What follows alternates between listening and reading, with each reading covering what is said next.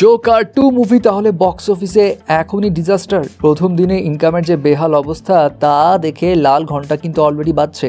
অপরদিকে biggest YouTuber mister beast সে যে কতটা দূরের চিন্তা করে জানলে অবাক হবেন।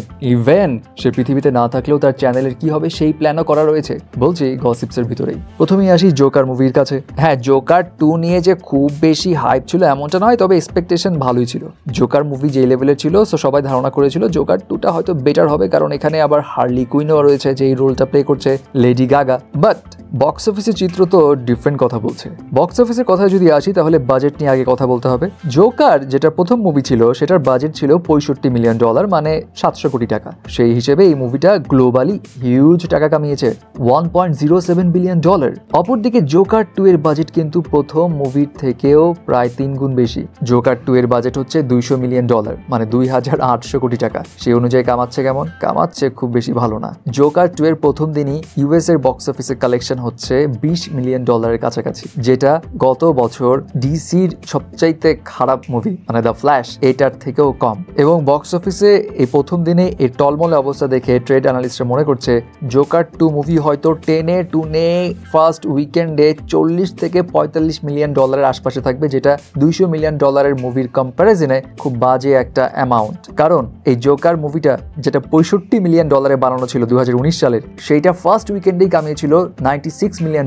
সো ফার্স্ট উইকেন্ডে কোথায় $96 মিলিয়ন কামিয়েছে আর কোথায় এখন জোকার 2 নিয়ে আশা করা হচ্ছে $40 থেকে $45 মিলিয়ন কামাবে। সো ইনকাম প্রায় অর্ধেক পড়ে গেছে। এখন পড়ার পিছনে রিজন কি? রিজন হচ্ছে এই মুভির রেসপন্স এবং রিভিউ ভালো নয়। রোটেন টমেটোসে এই মুভির রেটিং মাত্র 39%, যেটা ইতিহাসে সবচাইতে লোয়েস্ট রেটিং ওয়ালা ডিসি কোনো মুভি। এখন এত দুর্দশা কেন? ওয়াকিন ফিনিক্স তো রয়েছে, লেডি গাগাও আছে, তারপরেও কেন? কারণ হচ্ছে ভাই, এই মুভিটাতে জোকারের যে ডার্ক বিষয়গুলো রয়েছে সেগুলো ফোকাসই করা হয়নি, বরং জোকারের যে কোর্ট সাইডের বিষয়গুলো রয়েছে মানে মামলা মোকদ্দমার বিষয়গুলোতে বেশি ফোকাস হয়েছে। এবং এখানে অনেক গান বাজনা ছিল, মানে ইটস লাইক মিউজিক্যাল ফিল্ম আর কি। সো ওই গান বাজনাগুলোও কারো ভালো লাগেনি আর কোর্ট ড্রামাগুলোও কারো পছন্দ হয়নি। মানুষ দেখতে চেয়েছিল একটা, এক্সপেকটেশন ছিল আরেক রকম, কিন্তু পেয়েছে অন্য কিছু। তো যার কারণে এটা জমেনি। আর লেডি গাগা থাকলেও এখানে খুব বেশি যে সে ভূমিকা প্লে করেছে এমনও নয়। লেডি গাগার যেই পোর্ট্রেয়ালটা সেটা ছিল দুর্বল।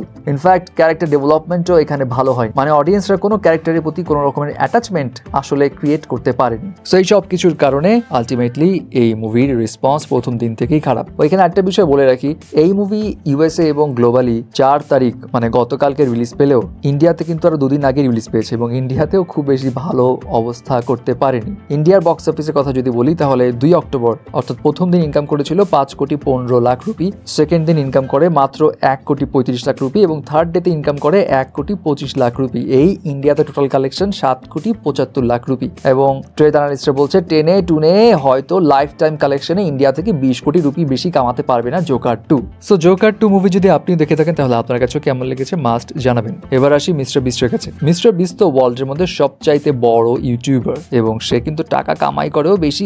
ইউটিউব থেকেই প্রায় তার $3 মিলিয়ন বেশি ইনকাম হয়। তো যাই হোক, এত বড় ইউটিউবার যদি পৃথিবী থেকে হঠাৎ করে বিদায় নিয়ে নেয়, মানে জন্ম মৃত্যুর তো কোনো ঠিক ঠিকানা নেই, মানে সবাই জানি আমরা যে কে কখন পৃথিবী থেকে বিদায় নিবে কেউ জানে না। তো সেই জায়গাতে মিস্টার বিস্টের চ্যানেলে কি হবে এই বিষয়ে কিন্তু মিস্টার বিস্ট অলরেডি ভেবে রেখেছে। সে রিসেন্টলি একটা পডকাস্টে জানায় সে যদি পৃথিবী থেকে চলে যায় তাহলে তার এই চ্যানেলটা কন্টিনিউয়াসলি চলতেই থাকবে এবং যাতে চলতে থাকে সেই জন্য সে অলরেডি 15টা ভিডিও বানিয়ে রেখেছে যেগুলো প্রতি মাসে ছাড়া হবে। এবং সে বলে তার বয়স যখন 21 কিংবা 22 বছর ছিল তখনই সে এই 15টা ভিডিও শুট করে রেখেছিল এবং তার একটা পুরনো কম্পিউটার, যেই কম্পিউটারের বিষয়ে তার হাতে গোনা কয়েকজন জানে, তারাই আসলে জানে যে কম্পিউটারটা কোথায় আছে এবং কোন জায়গাতে কম্পিউটারের এই ভিডিওসগুলো রয়েছে এবং সেগুলো তারা প্রতি মাসে মাসে ছাড়বে অডিয়েন্সদেরকে ধরে রাখার জন্য। এখন এই ভিডিওগুলোর মধ্যে কি আছে সেগুলো তো সবকিছু মিস্টার বিস্ট বলেনি, তবে সে জানায় এখানে একটা ভিডিও রয়েছে যেটা তিনি কফিনের মধ্যে থেকে তার কিছু কথা বলেছেন আর কি। তবে মিস্টার বিস্ট এটাও বলেন যেহেতু ভিডিওগুলো অনেক আগে শুট করা এবং এখন সবাই লার্জ স্কেলে ভিডিও দেখে অভ্যস্ত, সো কিছু ভিডিওস তার আবার নতুন করে রিশুট করতে হবে। তার মানে বুঝতে পেরেছেন তো এই লোকটা কতটা সুদূর প্রসারী চিন্তা করে। মানে পৃথিবী থেকে বিদায় নিলেও তার চ্যানেল কিন্তু চলতে থাকবে।